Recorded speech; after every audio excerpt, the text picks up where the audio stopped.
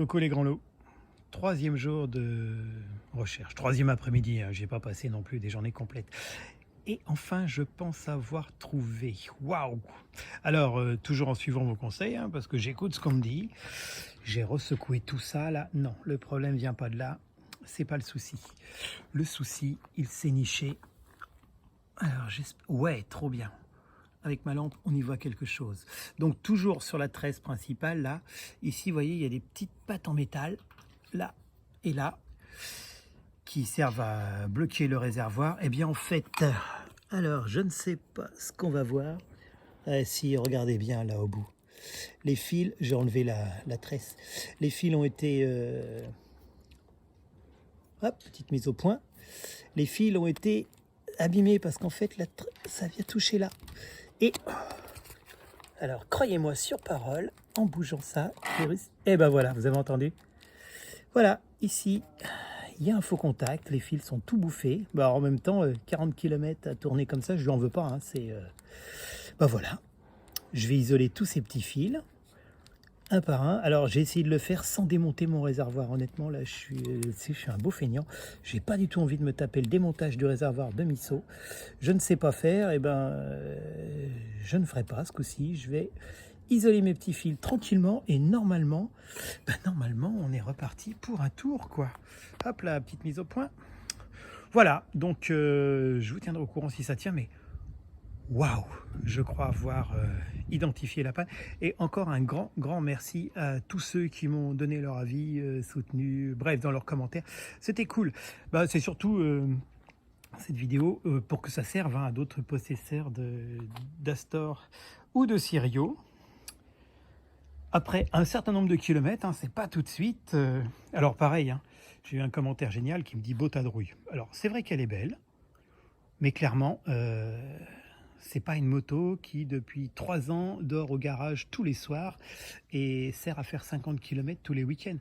Donc oui, je pense qu'on pourrait trouver mieux. Et comme je suis en train de passer le A2, je vais peut-être trouver plus cher, plus solide, plus fiable. Mais clairement, vu l'usage que j'en fais, je ne lui en veux pas. Ça les vaut. Allez, on continue.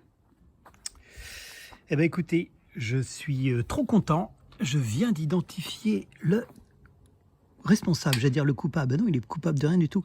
C'est ce fil violet là. Voilà, celui-ci, j'ai l'impression de jouer au Docteur Maboul. Et j'espérais vous montrer ça. Alors, tant pis si c'est de travers, regardez bien. Regardez bien mes genoux, oui.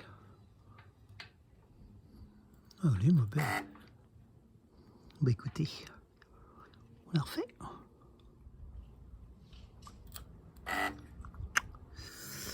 Et ben là, je ne sais pas si vous avez vu, il y a bien une étincelle quand le violet vient toucher. Bon voilà, on a trouvé, c'est cool. Je le chattertonne et normalement, c'est réglé. Alors... je ne sais pas si on voit mieux le souci, si peut-être. On voit mieux le souci quand c'est en rouge comme ça, là. Ma gaine maintenant. Donc elle est censée passer là-dedans. Et du coup, il y a cette partie verte là, qui, vous voyez, ici, qui vient mordre dans la gaine à chaque fois. Donc du coup, ce que je vais faire, hop, viens là toi. Voilà. Je vais la laisser comme ça. Alors... ok, c'est pas du plus joli, je la remettrai en noir après.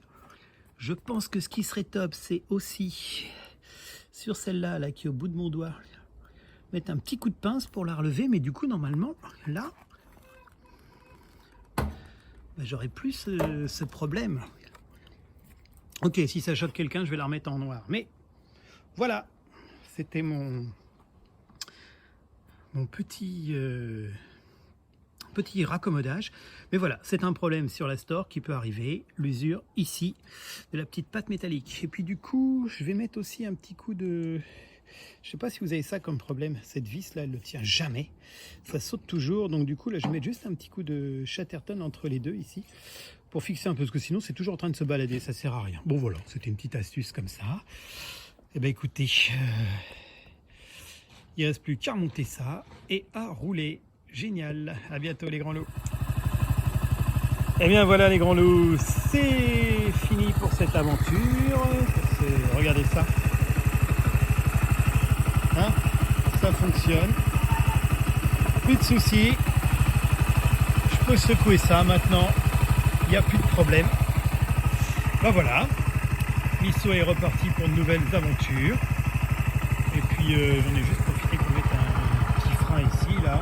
Ce que je vous ai dit tout à l'heure. Mais bon, on est bon, hein.